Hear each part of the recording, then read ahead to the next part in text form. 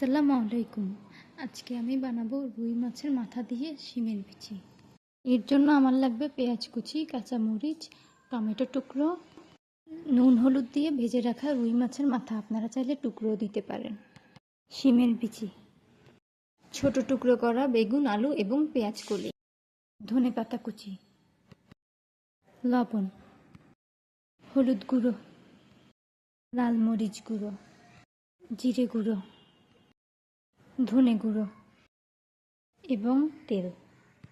প্রথমে তেল গরম করে তাতে পেঁয়াজ কুচি, রসুন কুচি এবং কাঁচামরিচ দিয়ে ভালোভাবে নেড়েচেড়ে পেঁয়াজ ব্রাউন হয়ে এলে লবণ, হলুদ গুঁড়ো, ধনে গুঁড়ো, জিরে গুঁড়ো, লাল মরিচ গুঁড়ো এবং পানি দিয়ে মিশ্রণ তৈরি করে তা পেঁয়াজে দিয়ে ভালোভাবে কষাতে হবে।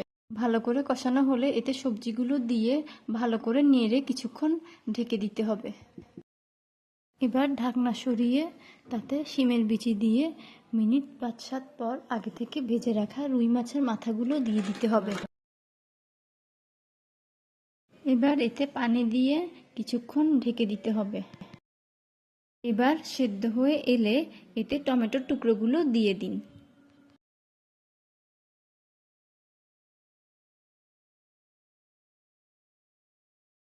ব্যাস, এবার ধনেপাতা ছড়িয়ে নিলেই রেডি রুই মাছের মাথা দিয়ে শিমের বিচি।